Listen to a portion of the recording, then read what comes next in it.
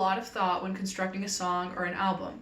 Therefore, it is important to consider some of the same considerations that artists put into making a song or an album when analyzing them.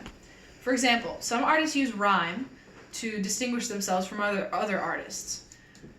Joni Mitchell uses perfect rhyme most often, which is shown by the first example, dig and pig, because the first word rhymes completely with the second word.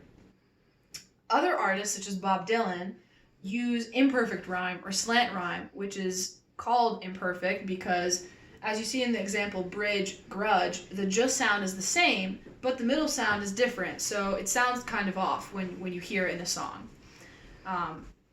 Another tool that artists use is something called vocal irony.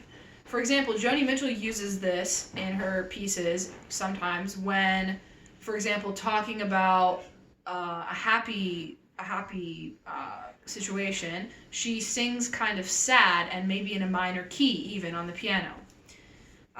Another important consideration is album coherence, because if an album is not coherent, you can't really follow what the artist wanted to say through the album, and there really is no message to the whole album, so it's important to have album coherence. Because artists go through many phases in their musical careers, sometimes it is difficult to make a coherent album, especially if the different styles of singing they go through are very different. For example, Joni Mitchell started off mainly as a folk singer, but later she changed more into the jazz and blues kind of track. So some of her albums in the middle kind of sound like a mesh between some folk and some blues.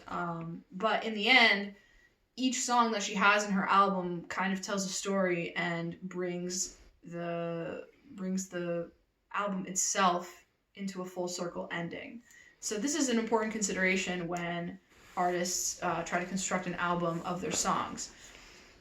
So all of these things together are all the tools that artists use to make good songs and show their unique writing style, and then make a coherent album that people want to listen the whole way through.